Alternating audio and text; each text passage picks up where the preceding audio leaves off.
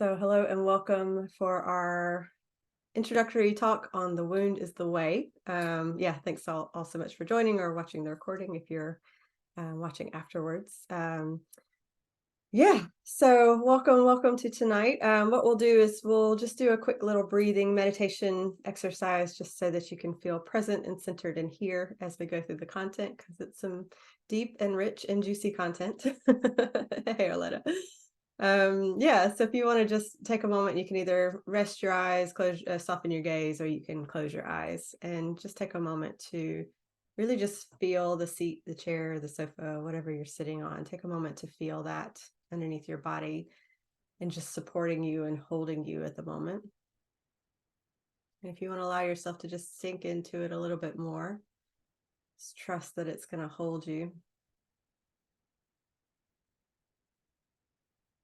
Taking a few nice deep breaths. And if you want to, and you can, breathe in and out through your nose. Nasal breathing is a great way just to calm your nervous system down.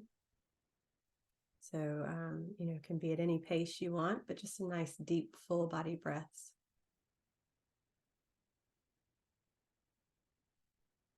And as you're breathing, just feel your muscles starting to relax, your joints softening, and just sinking a little more into that chair, into that seat.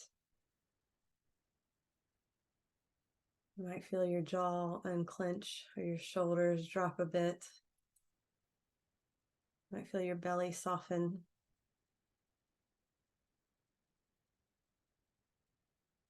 If you have any thoughts that are spinning around, feeling a little too much, just breathe in and out and just allow those thoughts to slow, to soften, to find a calm point.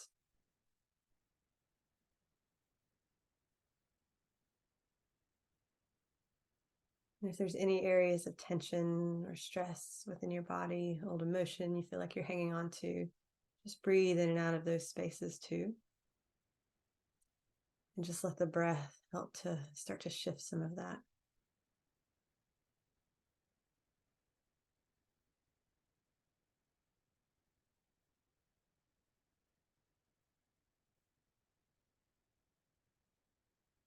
And just a couple more nice deep breaths.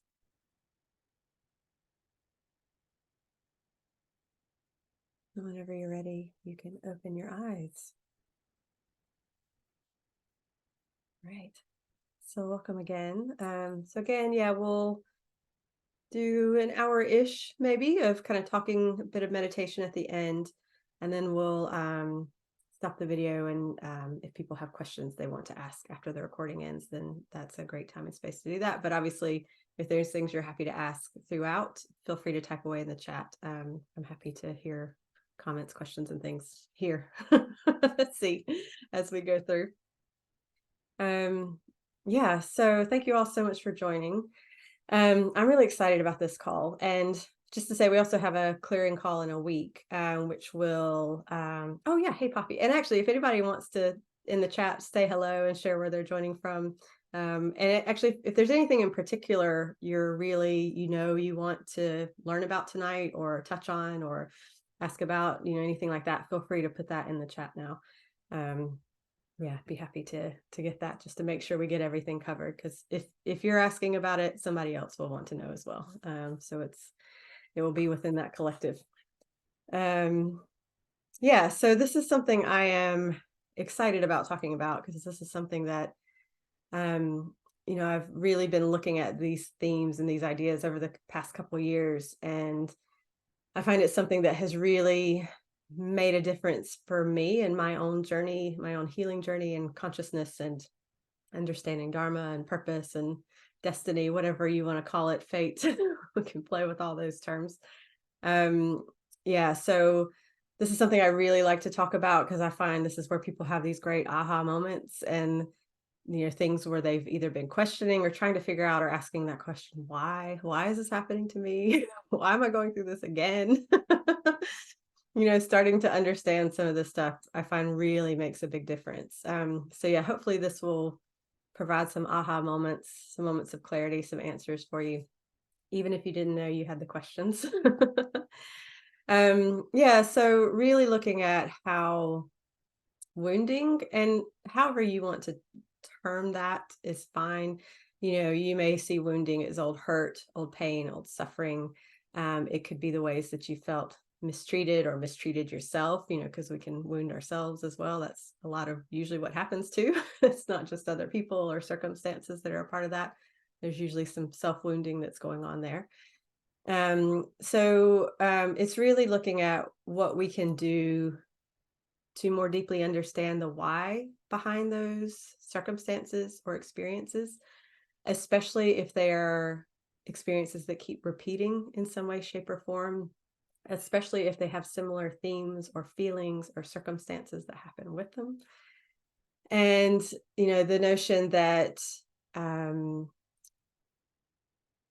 idea that the wound is the way brings up a couple things. So really it's looking at how going into the wounding, going into those experiences helps you to understand the why and to understand how to heal it, how to let it resolve and evolve within you, but also how it is the way in terms of understanding your dharma, your path, or your purpose. So there's kind of a twofold. It's the healing and the consciousness, bigger picture, who you really are, why you're really here story. So we'll touch on both of those tonight. And and again, hopefully bring some clarity within all that. So hey, Julie in Edinburgh. Hey, Caroline, Tracy in Bullock. I hope I'm saying that right. My Scottish accent is terrible. Loch Lomond. Stuart and Pennycook, Anna in Aberdeen, and Tori in Glasgow. Thank you all so much for being here, and everyone else too. So when we talk about kind of the way out is through. So when you're looking at, so obviously what we tend to do as human beings that are trying to cope, and often we learn this as children, or younger years, or when we just have less information, perspective, or understanding.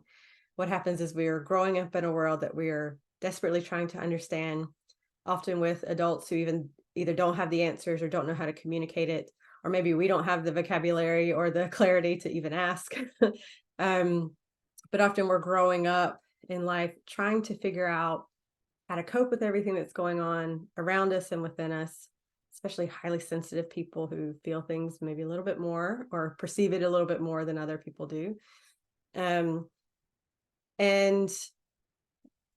what happens is when we feel hurt, when we feel like things are difficult or complicated or overwhelming, what we kind of naturally do if we don't feel like we have the tools to work through it or the resources is we either hide away, shut down, or we run away. So either way, there's a lot of avoid, or we can lash out. I mean, there's other things that people can do. But what tends to happen for a lot of people is the kind of shutting down, running away from it. And if any of you have read, I don't know if any of you read The Untethered Soul. It's Michael A. Singer. I read that book a number of years ago and really liked it then. And he tells kind of a story or gives an example, which I think is genius. So what happens is that when we experience a hurt or a pain or a trauma, we become used to pulling away. We become used to either hiding from it or getting away from it. We try to do it anyway. It doesn't really work. So what happens is that instead of going into the pain and into the trauma and working through it and understanding what's going on, the pain just sits there and it has that feeling of either festering or growing or getting stronger. Because the idea is that until you deal with something, it doesn't go away. So Carl Jung's quote is that until you make the unconscious conscious, it will direct your life and you will call it fate. That's kind of what we're talking about here. So it stays kind of unconscious, hidden. It's something that you don't want to look at. It's something that you want to avoid. It'll keep showing up in lots of different ways. So what often happens is when we have that feeling of hurt, in The Untethered Soul, he talks about, how it's like having a thorn stuck in your arm. And instead of pulling the thorn out, because it's, the wound's getting worse, it's getting infected, it's red, it hurts, it's getting worse and worse and worse. Instead of dealing with the thorn and working through it, you spend all this time and energy and effort trying to protect it. So you're closing off yourself, you're avoiding other people, you're avoiding potentially difficult situations. You're not leaning in and engaging with things. So what happens is that the more you're trying to protect these thorns, the more you're hiding away, and the more you're kind of retracting and withdrawing from life. And we all do this to some degree. We all have kind of sticking points where we really go, I'm not ready to deal with that, even if it's unconsciously. So, sometimes consciously we can really want it, but if part of us is still afraid and still doesn't know how to cope or deal with it, it may not really want to go into it. So yeah, so we spend a lot of time and energy and effort trying to cover up or protect the wounds instead of actually going through the process of healing it. And again, oftentimes it's because we need some support or help, or we need some resources. We need to learn a bit more about it. We need to feel like we're in a space where we can, invest the energy or have the courage or the confidence to go and do that. So there can be lots and lots of reasons why we don't do that.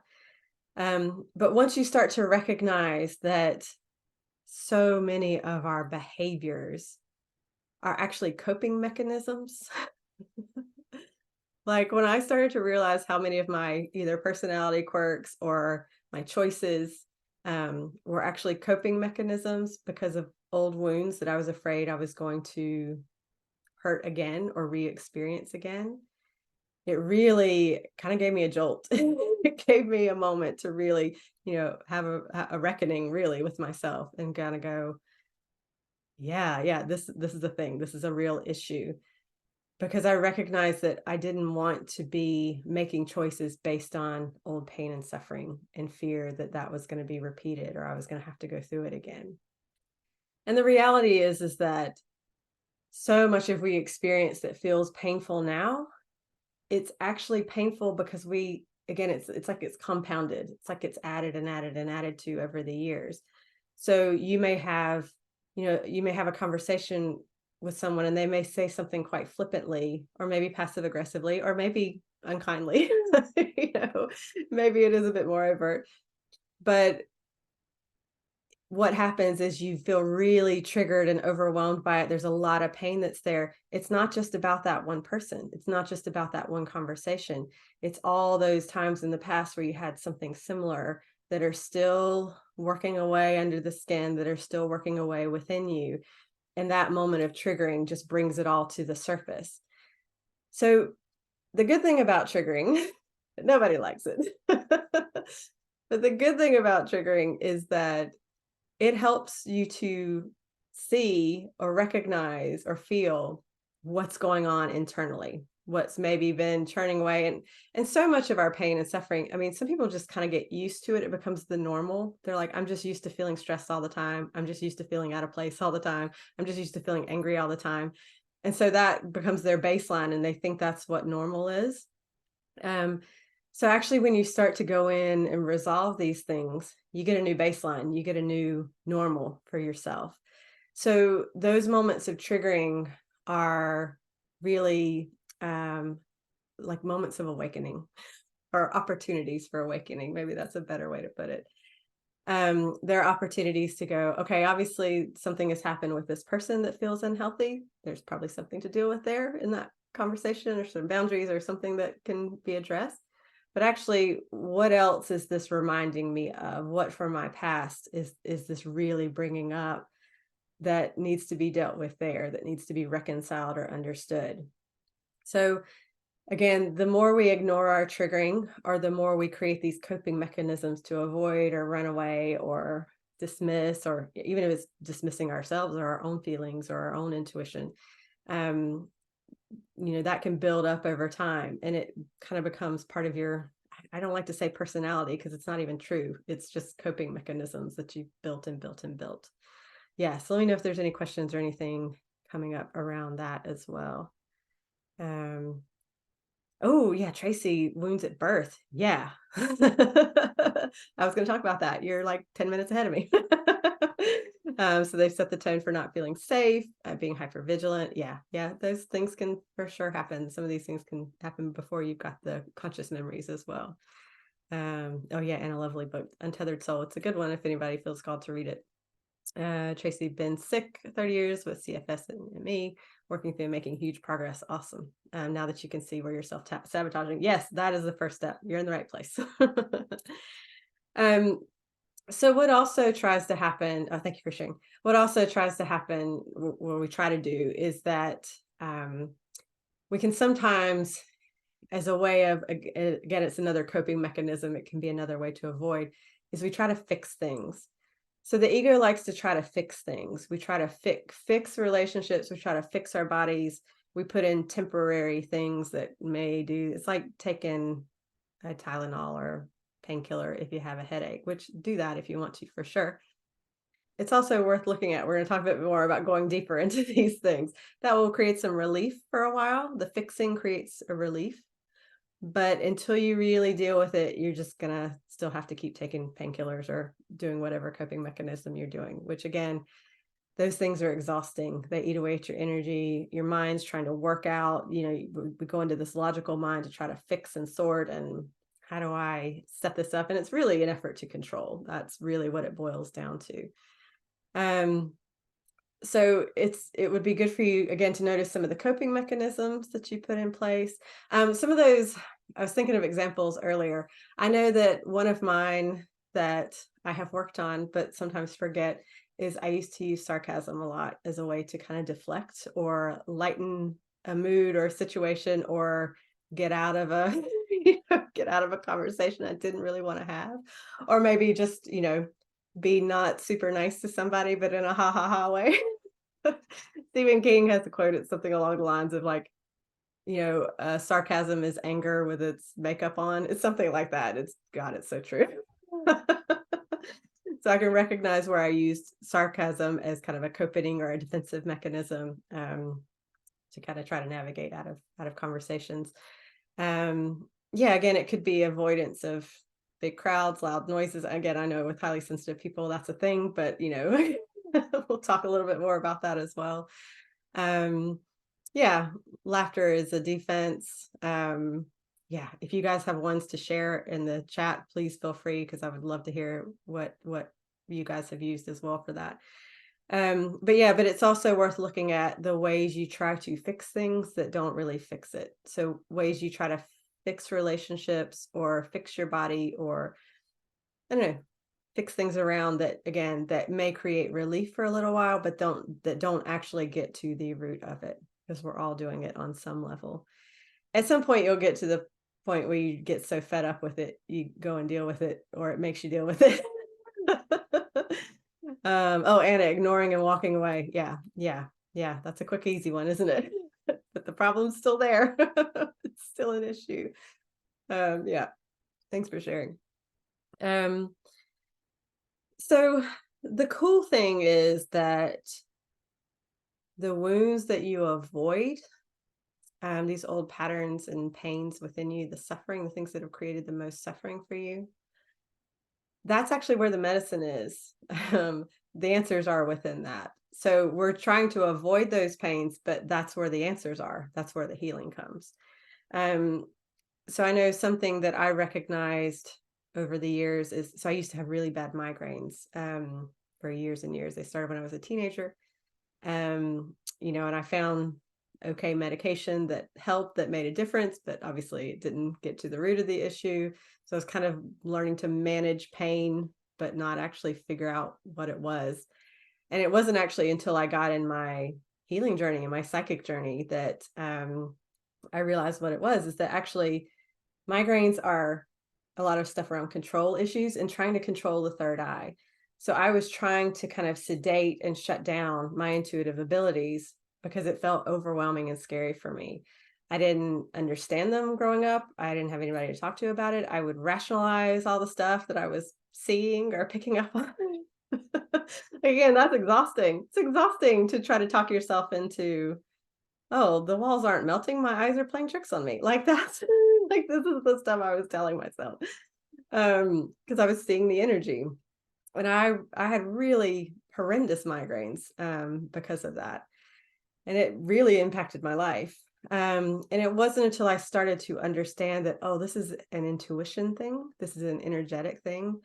And then I went in and started to look at my fears around being intuitive. What were my fears about being psychic? Why did it feel overwhelming? Why did it feel scary? I mean, some of it was I didn't have a vocabulary or an awareness for it. I didn't have any reference for it. I didn't have anyone to talk to. And so that helped to be able to do that. But I really needed to go in and look at my fears around it. So now my migraines are resolved.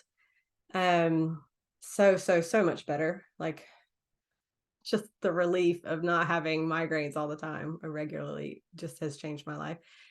And it's meant that I could be more comfortable with being intuitive and not feel like I'm either going crazy, I'm a weirdo, I'm seeing things, I'm making it up, it's all in my head, or there's so much going on energetically, I just can't be out in the world with all of this information that's happening. So I know that's a really common thing for a lot of people, even if you wouldn't don't identify as being psychic or intuitive, you may have some of that going on too. Um, but yeah, my migraines weren't going to go until I went in and resolved that. Tracy, migraines about not hearing messages. Now I ask for the message instead of the migraine. Yeah, absolutely. Absolutely. And actually, and yeah, and those fears. So resolving those fears around being able to hear, see, feel intuitively and working with that. Cause I mean, it's a superpower, right? Yeah. So being able to work through that.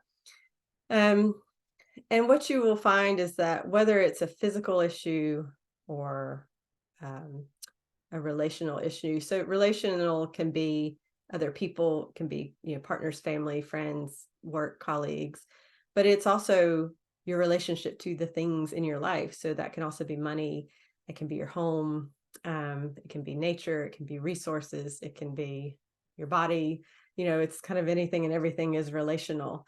Um, so these issues, you can have issues in lots of different ways, showing up, manifesting physically within yourself, manifesting physically with the people or things around you. It could also be the emotional stuff, and well, really I'll say physical is based in the emotional too. You don't just have physical issues for no reason, there's an emotional component to it too.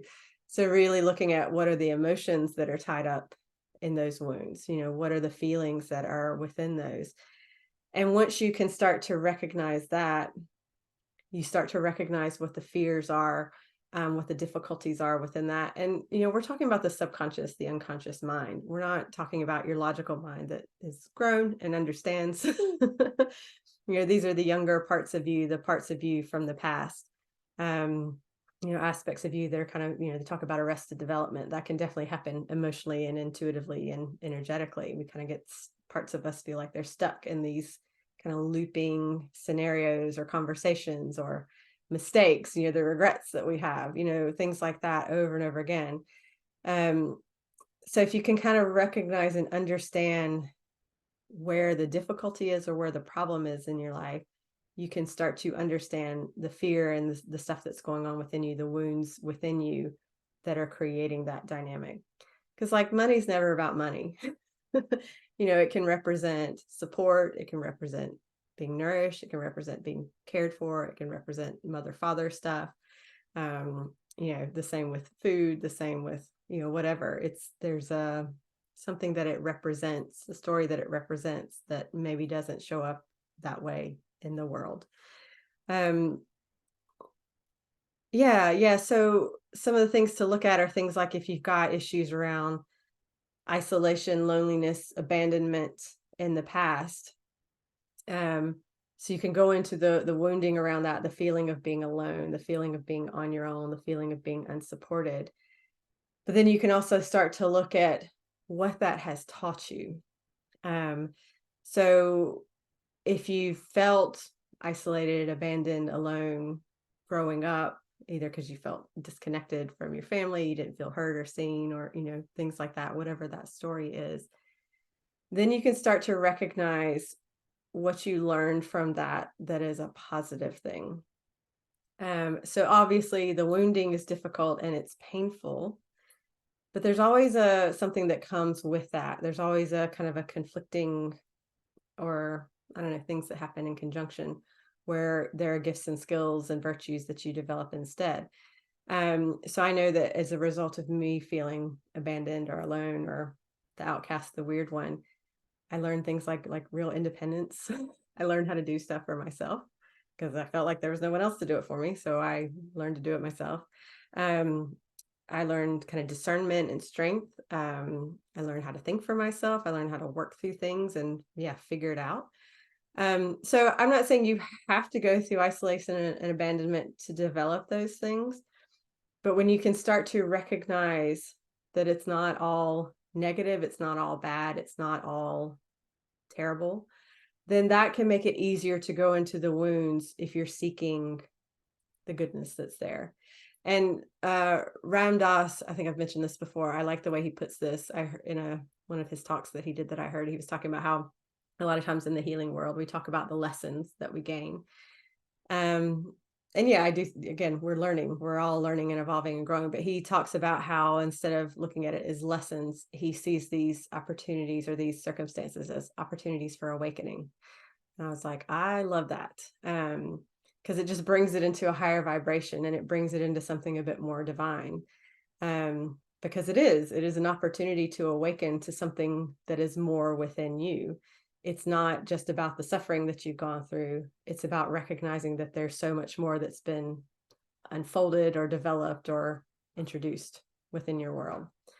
So yeah, it's really, and also, things around, like if you're feeling isolated, alone, it can be, you learn things about community and compassion and being inclusive and welcoming people in. You learn all these really compassionate qualities within that too.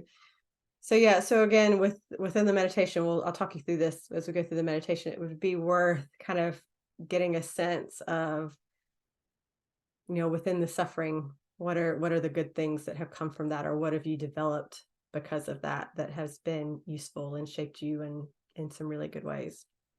Yeah. So I want to talk a little bit about cycles of karma and cycles of wounding. So hopefully there can be some realizations so some stuff can stop. So we know that we carry belief systems, emotional baggage, patterns of thinking and perception through our genetic line. So we may be carrying some things, some belief systems and things from our parents, grandparents, cousins, aunts, through the family tree. We also know that we can carry memories and experiences and issues from lifetime to lifetime. We are so complex, multi-layered and multifaceted. So we're often carrying these stories and things through lifetimes and generations. And I think there's a couple things that go with that. I think sometimes we are repeating things or working through these, either because we're trying to understand the past life or we're trying to understand and connect with our ancestors. I think that sometimes we're also so what happens with a lot of, again, when we talk about the awakenings and the gifts that come, we want to inherit the wisdom and the strengths from our ancestors, sometimes on us, or from a past life. Sometimes on a subconscious level, we can believe that we have to earn it or that we have to prove that we're worthy of it. So we go through the suffering, we go through the same steps, we go through very similar stories or things so that we can get the gifts and we can get the wisdom at the end. I would say we don't have to do it that way. Once we become conscious of it, we don't have to do it that way. That's the good news. But again, a lot of this stuff is so unconscious and we're just moving through it. Sometimes we're repeating a lot of that pain moving through the generational lines or from past life to past life to past life. And really, I think, anytime we are repeating something, usually there's differences in the story or the circumstances, but there's threads that run through that are going to be similar or resonate. I think we often are going through a cycle again because we want to do it differently. We want to do it better. We want to make it aligned and healthy for us. We want to finish and complete it. Because again, remember, if you don't make the unconscious conscious, if you don't work through the wounding, if you don't work through the cycle, it'll just keep coming until you get it. Until you say, okay, I've had enough. I'm going to do it differently now. I'm going to make this more aligned. I'm going to make this better for me. So it's really interesting to start. You can kind of look through, if you're connected with family members and again, however many generations or things like that, you can start to recognize that, oh, this side of the family, has some issues with some anger, or this side of the family seems to have really bad luck, or this side of the family does really well and they lose it all. This side of the family, I don't know, has this or that, whatever it is, whatever the stories are. And you can, and then you can recognize, has this been playing out for me in some way? Again, it may be a different story. It may be playing out a different way, but those threads are sometimes there. So if you can start to recognize the threads and really go into that, okay, well, what is the cycle here? And why am I recycling it? Like, why am I reusing this story or this circumstance or this thread? What is it that I'm really trying to gain from, or what am I trying to awaken in myself so that I don't need to keep doing this? I mean, like, how many of you have had times where you're like, again? I gotta do this again. I thought I was finished with this. Every time I'm like, okay, I missed something before.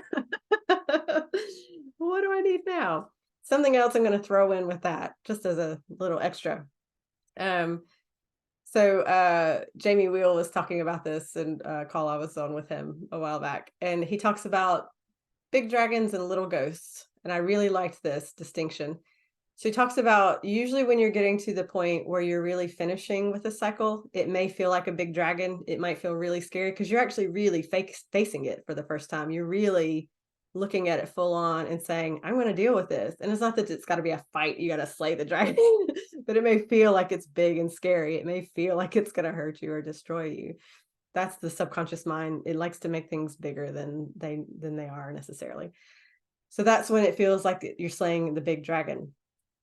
The little ghosts sometimes can happen after you've worked through an issue. You've got the clarity, you've got the understanding on it. And so it's not, some people talk about how we're being tested. I don't think we're being tested. But I think sometimes if there's a similar or ish situation that comes up, the little ghost is there for you to go, no, I really am done with this. No, like, I can feel like there's a little bit of a maybe resonance there. I'm not doing the same thing I did before. I'm not doing that same avoidance trick, or I'm not doing that thing where I get really pissed off and shout at that person, or I'm not doing the thing where I like storm off and don't speak to them ever again. Whatever the pattern is. So it's really interesting. I actually, because it's so funny. Anytime I teach stuff, like really deep, juicy stuff like this, things come up in my life so that I have stories to tell. I'm pretty sure that's part of it, but also because I'm in the energy of it. So it's like, okay, let's make sure we're really through this. So I actually had something happen today, which a few years ago, yeah, even just a few years ago, I probably would have felt a lot of shame around. I probably would have been really embarrassed about and defensive and like, oh, I don't know what to do about this. I hate it. I don't want to deal with it, but I will, but I don't want to. And I would have been hard on myself and gone, what did I do? What was my fault? That thing. Whereas today I could kind of sit with it and go, okay, well, let me look at the part I played with in it, because we play a part in everything that happens to us. Let me see what I allowed. But that sense of shame and embarrassment wasn't there. So that for me was kind of the little ghost. It was like, oh, I could see there was something there. I can recognize what was going on with that person. I can see what was happening there within this container where the boundaries weren't great. I'm mentoring for another program. So it's, stuff going on there. So so some of the stuff very much out of my control, but I could kind of go, okay, well, maybe I could have done some things differently. Maybe I could approach this differently. Let me look at it. So that's the little ghost. So it's no longer a big dragon I have to fight. It's a little ghost. So I just want to give that to you in case that resonates for anybody, that when you really deal with it, it's not so big and overwhelming. It's not so dramatic as before. That's the good news. Yeah.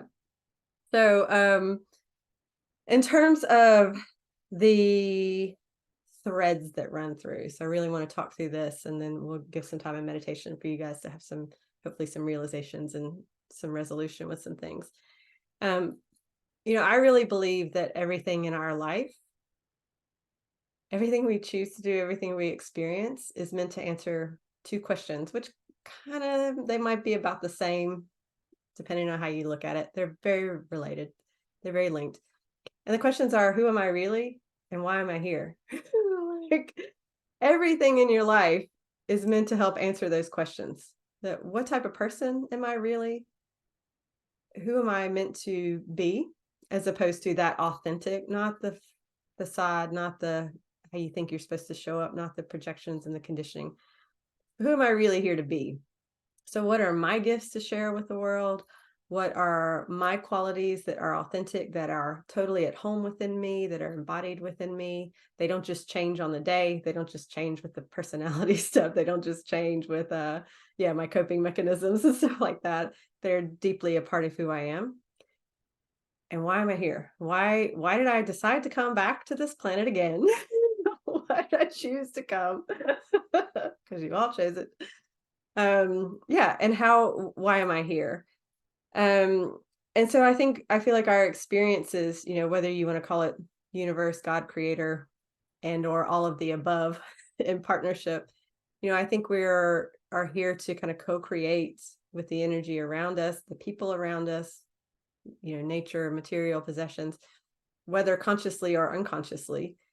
We're here to co-create experiences that help us learn that help us to explore and understand those questions, that help to answer those questions. Um, so there's a saying that you can, oh, come on. You can try to, so again, trying to fix, you can try to solve problems, or you can allow problems to solve you. Breathe that in for a moment. Because you can allow problems to solve you. You can allow problems, these inquiries, these delving into the old stuff to help you understand this, to help you gain clarity on your life, to get you kind of on track. So instead of you trying to fix, sort, do all the time, you're going, okay, well, what are these problems in my life trying to show me about the wounding, or where I may be out of alignment? So that's the signs. And problems can be, again, it can be relationships, it can be your own feelings of feeling out of alignment, feeling upset, angry, disappointed, overwhelmed, unfulfilled. It can be that stuff that's saying, so if that's the problem, saying, okay, how do I use that as a way to guide me? Because you've got all the answers within you. Um, and I really believe that we are all here to be of service in some way. We're here to serve. And I don't mean that in a way that is through suffering or pain or problems, struggling. That can be part of life. We all experience those in some ways. But I really believe that when we understand who we truly are, and we understand why we're here, and we show up, that is of service to the world. So it can be as simple as the way you show up in your relationships is authentic, that you're honest and open in your communication, that you treat people around you with integrity and respect and honor. Um, that you live your life, the way you spend your money is healthy and aligned, the way what you consume is healthy and aligned. Um, yeah, it can be the simple interactions and the things that you're doing day to day, but it definitely is also in the way you relate to other people.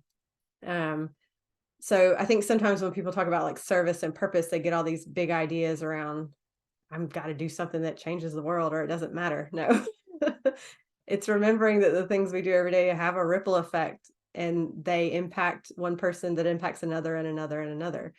So kind of getting out of this scared, like, again, the subconscious likes to inflate things. It likes to make it bigger than it is. When you come back into that alignment of who am I really, and how do I just show up as that? And how do I just share that with the world or the people in my house? When I say the world, I just mean whoever you're around. That is of service. You know, we talk about healing the world and alleviating suffering. It begins with us. It begins with how we interact with the people around us. We alleviate suffering by being kind and compassionate, which we may have learned by people not being kind and compassionate to us. We are of service to the world when we honor and respect each other as human beings and as souls.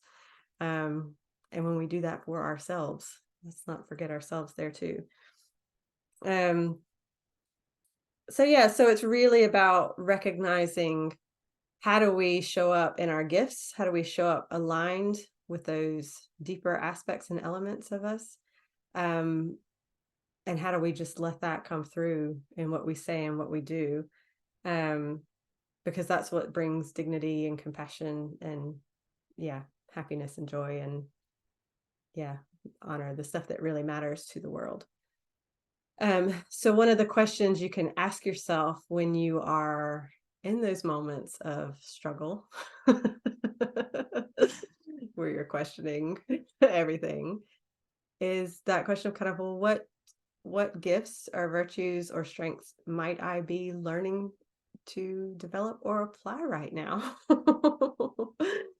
um, so today, when I was going through this issue with this person, one thing I was looking at was kind of from, again, because if this is a leadership course that I'm supporting on, and it's kind of thinking of, if I'm really showing up fully as a leader, what are the qualities that I embody as that?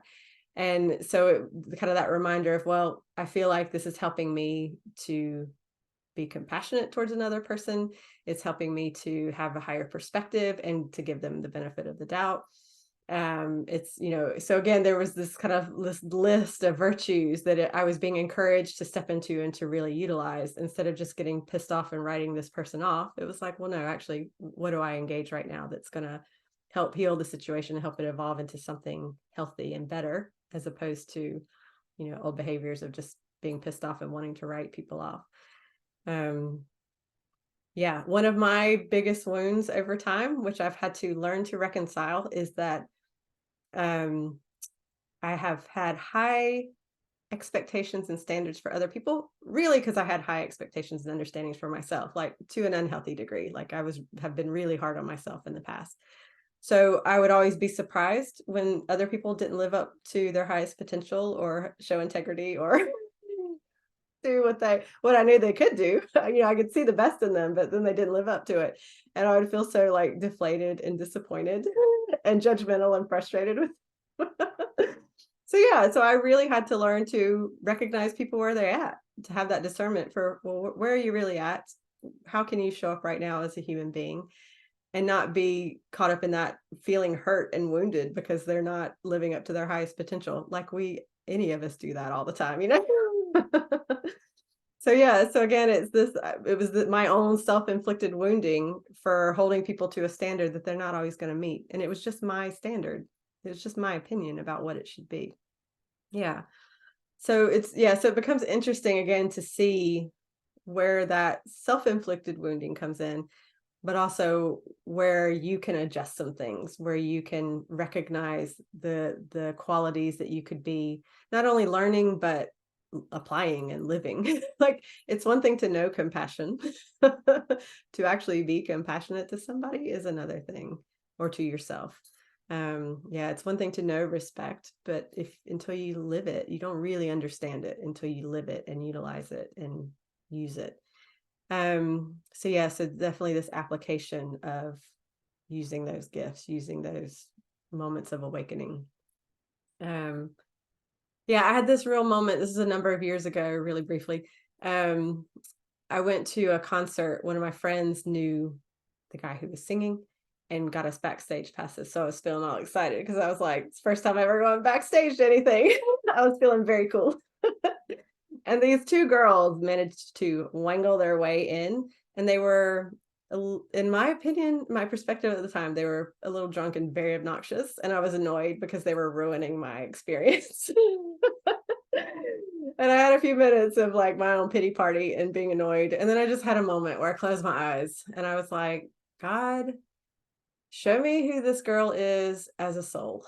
And of course, like, the picture of her totally changes. Like, she's this incredible being. She's got all these gifts and amazing qualities, this beautiful energy. And it just totally shifted my perspective to go, okay, right, I get it. As a human, she's doing what she does because she's trying to get some needs met or whatever's going on for her right now. But I can see her as a soul and I can feel at peace because I know who she really is and I don't feel so annoyed with her anymore. So that was a big moment for me and that healed some old stuff. Yeah. Um, yes. So, um, what we're going to do is I'm going to take you through just a short little meditation. And really, as we go through this, I'm just going to ask some questions and you can just see what comes up for you. Don't feel like you need to get every single detail or, um, yeah, understand every single thing, I would say just allow the answers to come through. Sometimes as we sleep or a couple days later, you're like, ah, I get it now. But sometimes what happens is an answer comes through and you start trying to chase, oh, I need all the details of this. And then you kind of get out of that, you get too in your head with it. So just see what comes through for these answers. So we'll start with kind of, the coping mechanisms, the things that you're doing to kind of protect the thorn. Um, we'll go into some of the old uh, wounds and suffering, and we'll ask to be shown some of the gifts or the healthy things that are coming through from that. And then we'll also see if there's a sense of your patterns of wounding. And actually, let me talk about that a little bit before we go into the meditation. So, one of the things that you can do, and I found this is really useful to look back through your life. Again, this might move into some past life memories or some ancestral memories as well, but you'll probably be able to see it through your life, is that when there are often threads or themes of wounding. And again, that can show up with physical issues. It could be a chronic or something that physical illness, difficulty, disorder that plays out through your life that's creating problems. Again, it can be an emotional thing. So for some people, they recognize that they hang on to a lot of shame or a lot of anger or a lot of sadness. So that might be the big wounding, just all that sadness that you've been carrying for such a long time that you don't know what to do with. Again, sometimes it can be relational, it can be mother, father, it can be, authority figures, it can be friendship circles that haven't been healthy, it could be school stuff that happened. Or again, kind of money, body, food, things like that going on. It can also be spiritual stuff. So I know people have had some wounding because they haven't felt connected to spirit, to guides, to nature, to things like that. They just haven't felt that understanding. They felt cut off from their senses, or they're afraid of their senses. So again, like with the migraines, that's definitely one that can come up. Um, so it's worth, during the meditation, we'll also give some time for you to recognize if there are some themes running through. Again, with physical stuff, there's always an emotional or energetic component to that too. So if you get multiple layers, I wouldn't be surprised. But just allow yourself to recognize some of the themes that are running through. Because ultimately, what that can do for you, this is the juicy stuff, is when you recognize the themes from your past running through, and you are able to take the time to heal and resolve that stuff, themes and threads will continue through, but they won't be wounding threads. So the idea is that some of our deepest wounds, again, because they lead to our greatest gifts, they are part of our purpose and our dharma. They're meant to help shape us in certain ways, not negatively, not to make us avoid or fight or be in conflict. They're meant to help shape our gifts and virtues so that we can be of better service to the world. So the idea is that if you're trying to show up as a teacher or a healer, but you're still holding on to all this anger and frustration, what happens is that just ends up coming out in your events, in your sessions, in those dynamics, those relationships, those conversations. So if you think of a wound, just kind of, you're like bleeding all over everybody. You're just spreading all of your trauma and triggering their trauma, which triggers your trauma. And it becomes this cyclical, unhealthy dynamic. And for people that are really here to serve, if you're a carer, a healer, a teacher, a coach, a doctor, whatever that is, if you're really here to be of service, you don't want to be showing up with all the filters and perspectives of your wounding getting in the way, because you'll see the wounding in the people you're meant to serve, and you'll either, like those coping mechanisms, you want to fight, you want to avoid them, you want them to get the hell away from you. You don't want to be around them. So you end up either pushing people away or creating conflict with the people that you really want to be of service to. So the idea is, if you can resolve that wounding within you and glean the genius and the wisdom and the gifts from it, you can show up and serve from a much higher perspective, from a much more elevated discernment and way of seeing things. And you can actually guide people through that in really cool ways because you've come healed. You're not still in your shit It's hard to have good perspective when you're in your shit. So we can't do it. So this is that thing of heal or heal thyself. Like, this is why we do this, because you want to show up clear and clean and as healthy as possible. Obviously, we're humans working through our stuff. But yeah, but this idea that if you can recognize where those wounds, so like for me with my migraines, I had all this trying to control, trying to suppress, trying to shut down my intuition. Finally understanding that and working through my fears, working through my resistance to it, stop trying to control it all the time. And what happens now is I get all these people that come to me who are highly sensitive, very psychic, who are going through the same thing I went through 20 years ago, or 15 years ago. So because I understand the process and know the way through, it really helps shortcut some stuff for people. It makes a big difference.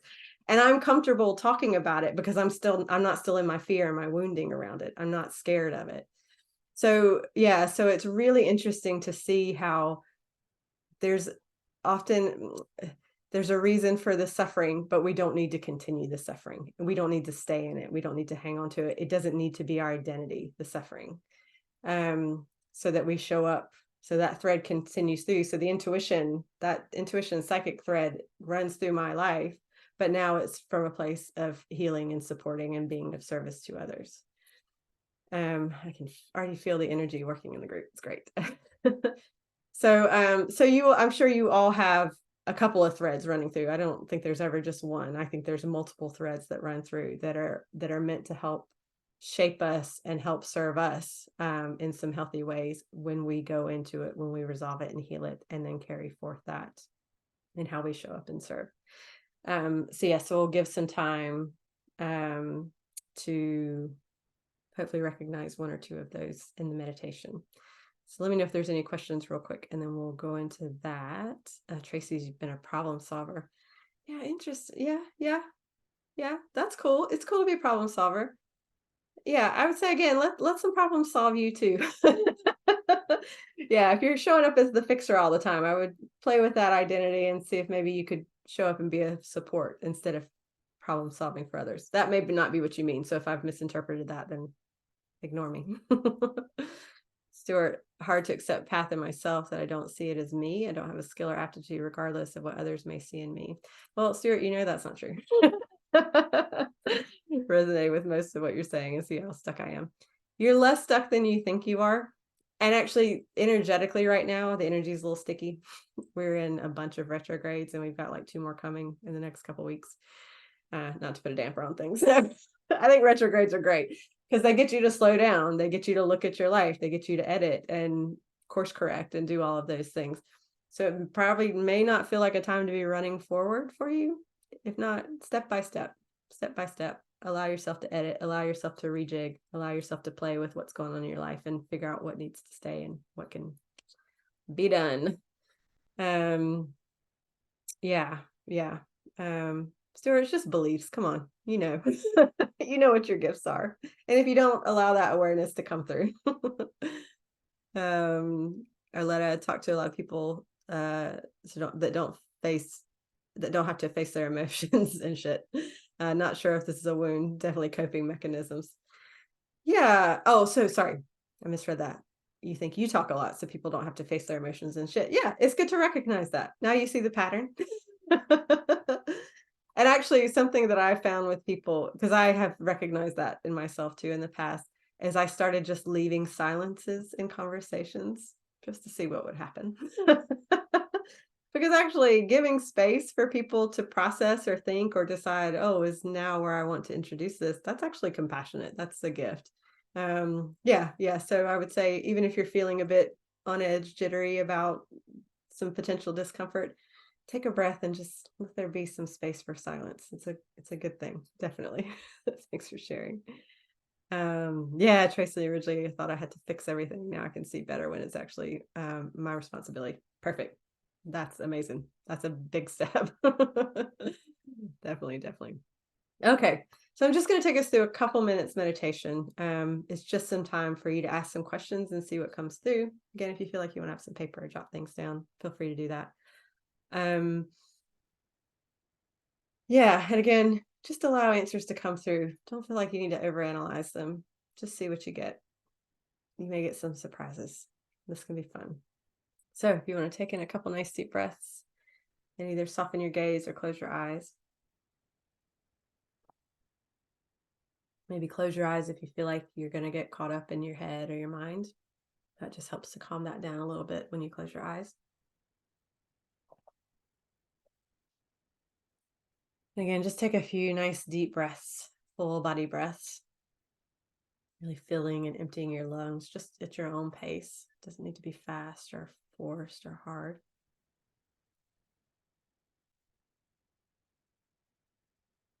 And if there's any part of you that's tensing up, talking about wounding and old pain, just breathe into those parts of you. That might also indicate where some of that's being held.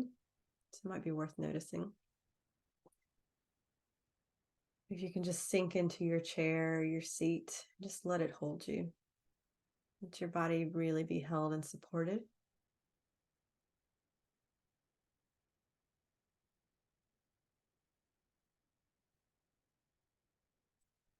And to start with, let's just take a moment to think about the coping mechanisms you have. So these are maybe the little personality quirks, the things that you notice that you do when you're nervous, when you're uncomfortable, when you start to get triggered or nervous. What are the behaviors that you default to? And it maybe doesn't feel totally aligned when you're doing it, but it maybe creates some relief for a minute.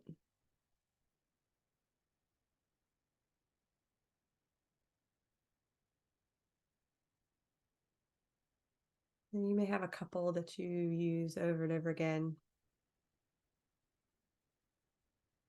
or more that you use less frequently, or only in certain situations. Just allow yourself to recognize where you kind of default unconsciously into a behavior that maybe isn't the best for you.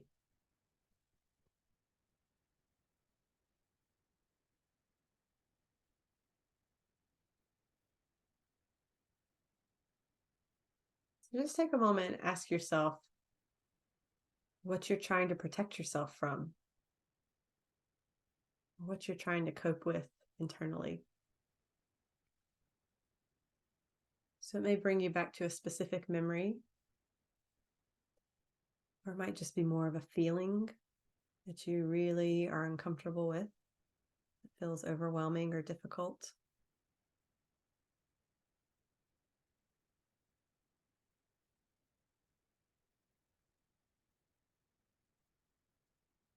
Just take a moment to acknowledge the memories or the feelings that are there. Just keep breathing. You're not creating any new pain. You're just connecting with some old pain. And it's just part of your memory. Something from the past.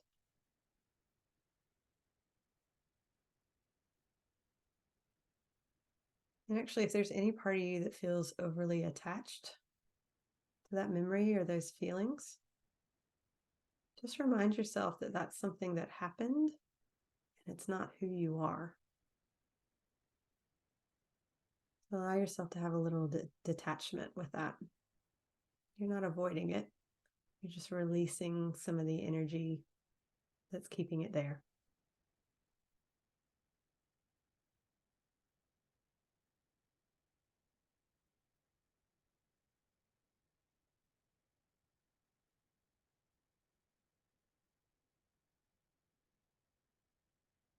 So identify the issue, identify the feelings, identify everything you were feeling like you experienced with that. And then I want you to ask yourself what positive qualities that awakened within you. What skills did you learn to develop? that actually helped you.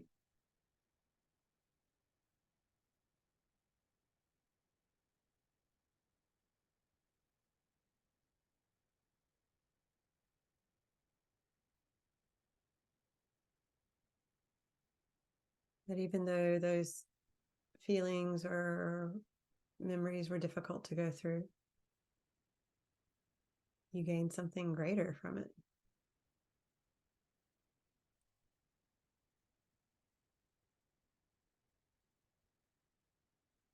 That might have ignited some creativity. You might feel stronger or more courageous now.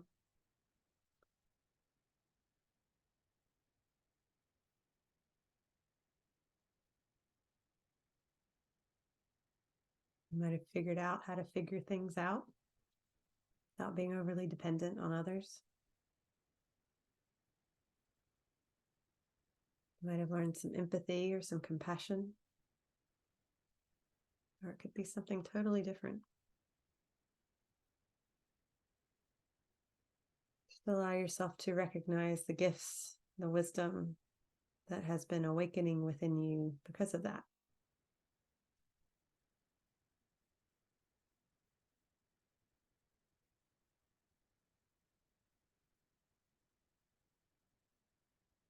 Just keep breathing through this.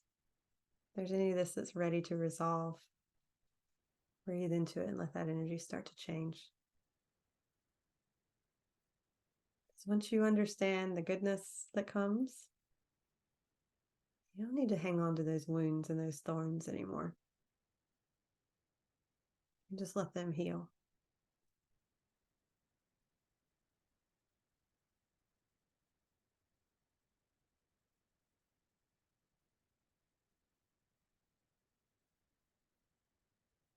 Now allow yourself to recognize the threads and the themes going through your life that are similar to that wounding. So it might be the same feelings, similar circumstances repeating. And again, this could be physical, could be emotional, could be spiritual, relational.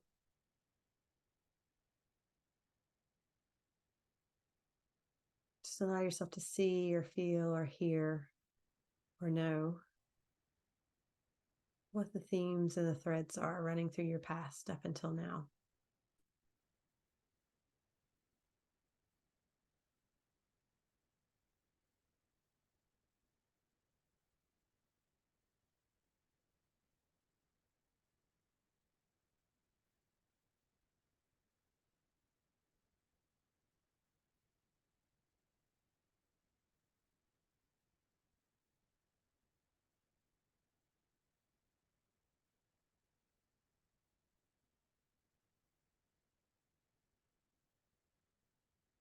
Now come to this point in time and recognize that in this moment, as you're facing these, they can start to resolve.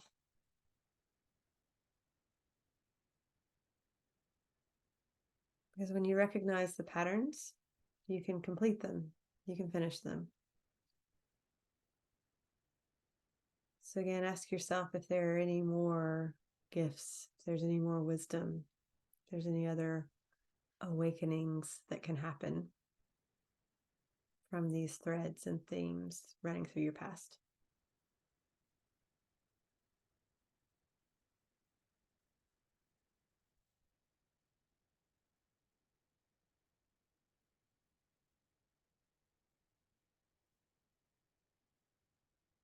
And whatever the gifts and the wisdom are, allow yourself to feel that within your body.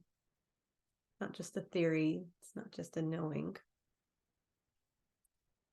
What would it actually feel like to embody those virtues? What would it feel like to really show up with compassion? What would your life feel like each day if you really honored yourself and you honored the people around you? You saw them as those amazing souls that they really are. And how courageous it is for them to choose a human experience here with you.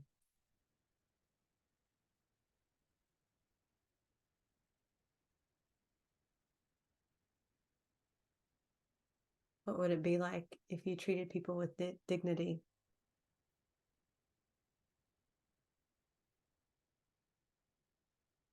What would your daily life be like if you were more sincere?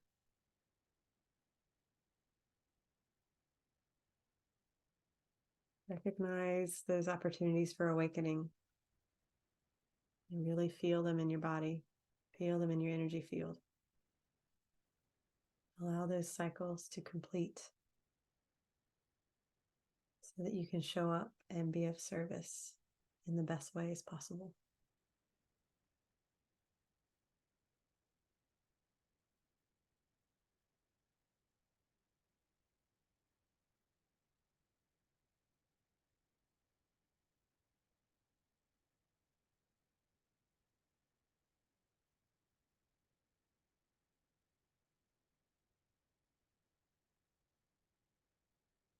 Take another couple nice deep breaths. Really let this settle in your energy field and in your body.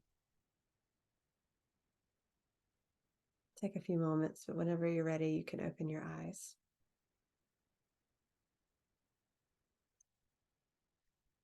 Oh, feels very different in the group now.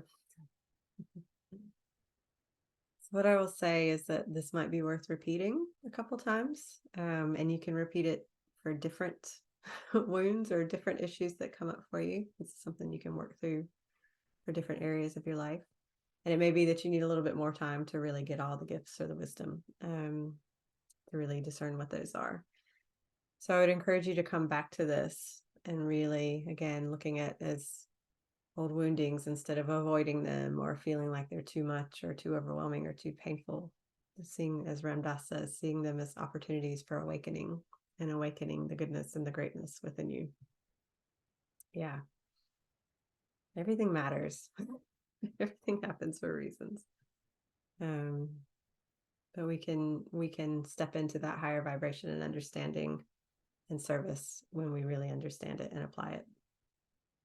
Yeah. So really briefly, we have, like I said before, we've got a clearing call in a week that you're really welcome to join for, where we'll do some more healing around this. We'll go in and change old beliefs and feelings and emotions. You're very welcome to join for that. That's going to be fun. And just very quickly, I've got a 5-week program coming up, starts on the 24th of August and runs through the 21st of September. It's on Thursdays for 5 weeks. And it's called Turn Your Wounds into Wisdom. So it's really going deep into this content, really picking apart the coping mechanisms, how we get caught in drama triangles and polarities, how we get caught in archetypal stories and, following these, following our ancestors or our past life stories in ways that we no longer need to do because they are the past. It involves some astrology and, meditation, healing, all kinds of stuff. So if that appeals to you, if it feels like you're interested, I'll send it through my website. You can have a look. But yeah, please be in touch if you'd like to join us. It's going to be great. I'm excited. Feels good. So what we'll do is I'll say thank you so much. Thank you all so much for joining. I've really, really loved it. Thank you.